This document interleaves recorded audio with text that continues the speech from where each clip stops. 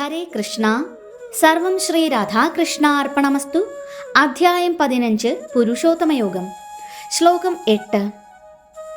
ശരീരം യദവാപ്നോതി യച്ഛാപ്യുത്ക്രാമതീശ്വരഃ ഗൃഹീത്വൈതാനി സംയാതി വായുർഗന്ധാനി വാശയാത്.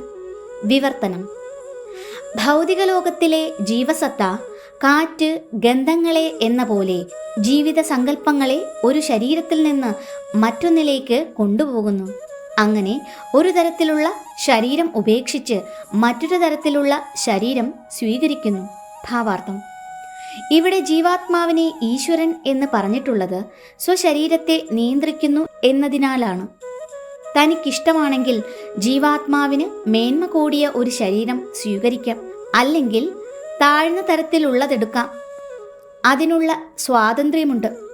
ശരീരത്തിന് വരാവുന്ന മാറ്റം ജീവനെ ആശ്രയിച്ചാണിരിക്കുന്നത്. മരണസമയത്ത് താൻ സ്വയം വളർത്തിയെടുത്ത ബോധമാണ് ഇനി എടുക്കാൻ പോകുന്ന ദേഹമെന്തെന്ന് തീരുമാനിക്കുന്നത്. തൻ്റെ ബോധത്തെ ഒരു പൂച്ചയുടെയോ പട്ടിയുടെയോ മട്ടിലാണ് അയാൾ ആക്കി തീർക്കുന്നതെങ്കിൽ തീർച്ചയായും അത്തരമൊരു ഉടലാണ് കിട്ടുക. അയാൾ തൻ്റെ ബോധത്തെ ദൈവിക കാര്യങ്ങളിലാണ് ഉറപ്പിക്കുന്നതെങ്കിൽ അയാൾക്ക് കൈവരുന്നത് ദേവരൂപമായിരിക്കും. കൃഷ്ണാവബോധം വളർത്തിപ്പോന്ന ഒരാൾക്ക് ആധ്യാത്മിക ലോകത്തിലുള്ള കൃഷ്ണലോകം പ്രാപിച്ച് ഭഗവാന്റെ സഹചാരിയാവാം. ദേഹനാശത്തോടെ എല്ലാം തീർന്നു എന്നത് പൊള്ളയായ അവകാശവാദമാണ്. ഓരോ വ്യക്തിഗത ആത്മാവും ഒരു ദേഹം വിട്ട് മറ്റൊന്നിലേക്ക് പോകുന്നു. ഈ ജന്മത്തിലെ ശരീരവും അത് ചെയ്ത കർമ്മങ്ങളുമാണ് അടുത്ത ജന്മത്തിലെ ശരീരാകൃതി എന്തെന്ന് നിർണയിക്കുന്നത്. കർമ്മങ്ങൾക്കനുസരിച്ച് ശരീരങ്ങൾ വ്യത്യസ്തങ്ങളായിരിക്കും. സമയമാകുമ്പോൾ ഈ ശരീരം വിട്ടുപോയേ മതിയാകൂ. വരും പിറപ്പിലെ ശരീര മാതൃകയുൾക്കൊള്ളുന്ന സൂക്ഷ്മദേഹം അന്ന് പുതിയൊരു ആകൃതി എടുക്കുന്നു എന്നിവിടെ പറയുന്നു. ഒന്നിൽ നിന്ന് മറ്റൊന്നിലേക്കുള്ള ഈ ശരീരമാറ്റത്തെയും ഓരോ പിറവിയിലും അനുഭവിക്കുന്ന ക്ലേശങ്ങളെയും ഉദ്ദേശിച്ചാണ് കർഷതി, നിലനിൽപ്പിനു വേണ്ടിയുള്ള പ്രയത്നം എന്നു വിശേഷിപ്പിച്ചത്. ശ്ലോകം 9. ശ്രോത്രം ചക്ഷുസ്പർശനം ച രസനം ഘ്രാണമേവ ച അധിഷ്ഠായ മനശ്ചായം വിഷയാനുപസേവതേ. വിവർത്തനം.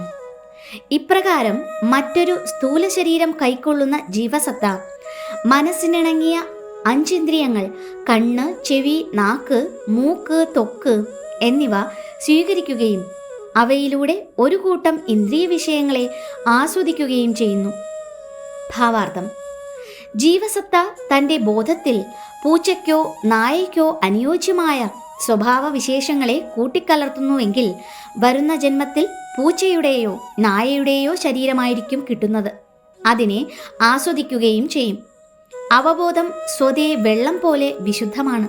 എന്നാൽ ഏതെങ്കിലും നിറം ചേർത്താൽ വെള്ളം പോലെ ആ നിറത്തിലാകുന്നു. അങ്ങനെ തന്നെ ജീവാത്മാവ് വിശുദ്ധമാകയാൽ അവബോധവും വിശുദ്ധമായിരിക്കും. ഭൗതിക ഗുണങ്ങളുടെ സമ്പർക്കത്താലാണ് അവബോധത്തിന് മാറ്റം വരുന്നത്.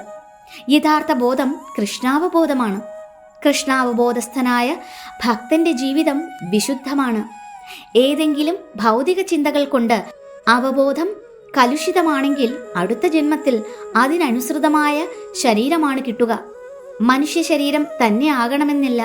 പൂച്ചയോ നായയോ പന്നിയോ ദേവതയോ അല്ലെങ്കിൽ 84 ലക്ഷം വിധത്തിലുള്ള ജീവികളിൽ ഏതെങ്കിലുമൊന്നോ ആയി പിറന്നേക്കാം. ഹരേ കൃഷ്ണ. സർവം ശ്രീ രാധാകൃഷ്ണ അർപ്പണമസ്തു.